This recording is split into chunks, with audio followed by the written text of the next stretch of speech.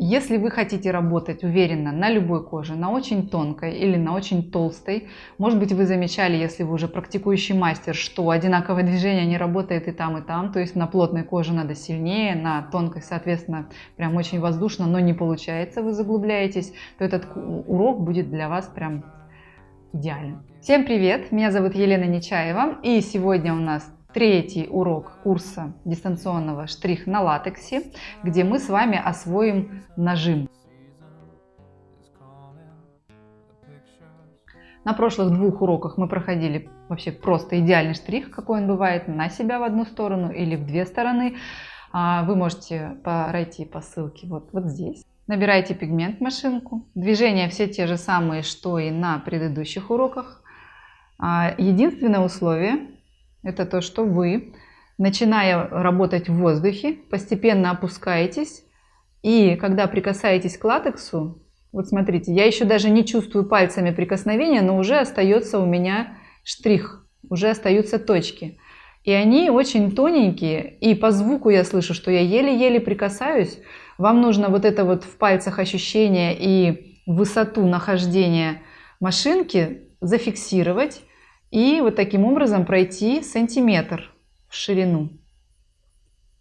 Это должны быть очень маленькие точечки, очень воздушное движение, очень легкое. То есть вот таким образом вы будете работать на виске, на очень тонкой коже, вообще в принципе в любом месте, если тонкая кожа. На хвостике, если у вас там обычная нормальная кожа. То есть тут глубина проникновения иглы очень маленькая. Я сейчас совершаю движение в одну сторону, потому что в две стороны делать легкое движение будет очень сложно, я не рекомендую. То есть вот таким образом я прошла сантиметр, и постепенно я начинаю увеличивать нажим. То есть мои точки не становятся резко большими. Почему постепенно? Потому что вы должны научиться контролировать усилие, и оно у вас не должно быть случайным. Я слышу, что я давлю сильнее по звуку, определяю, пальцами, которые стоят рядом с местом, где я работаю. И глазом я смотрю, я вижу, что мои точки становятся больше, и пигмента остается на латексе больше. И, соответственно, сейчас, допустим, на тонкой коже я бы уже заглубилась, но у меня все под контролем. Я прохожу еще 1 сантиметр уже вот с этим усилием, большим гораздо. Вы можете даже присмотреться и увидеть, что точки в начале прям очень-очень маленькие, а вот здесь, где я давлю сильно, они уже большие.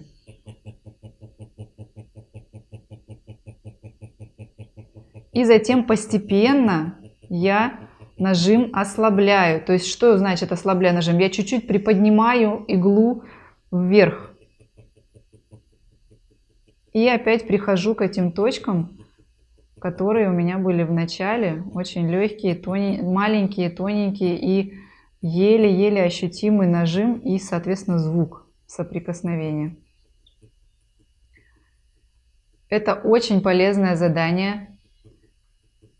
Вы сможете работать на любых типах кож. Почему мы должны работать с разным усилием? Дело в том, что каждая кожа имеет свою толщину эпидермиса, то есть по сути слоя мертвых клеток, сквозь которые вы должны пройти, чтобы положить пигмент на нужную глубину, в верхний слой дермы. И естественно, если вы будете давить очень сильно на тонкой коже, где очень тонкий слой этот, вы заглубитесь. И если вы будете давить слабенько на коже, где очень толстый слой эпидермиса, то даже если что-то останется, все уйдет вместе с корочками. То есть ваша работа, она просто не приживется. И один из самых частых вопросов новичков: посмотрите, я вроде бы хорошо прокрасила, но у меня ничего не осталось, с корочками все ушло. То есть вы просто будете класть не на ту глубину пигмента. Вы должны прорисовать 5 полос, на которых примерно по сантиметру будет чередоваться легкий нажим с сильным нажимом. И разница должна быть глазу очевидна, то есть очень прозрачный участок с малюсенькими, маленькими точечками.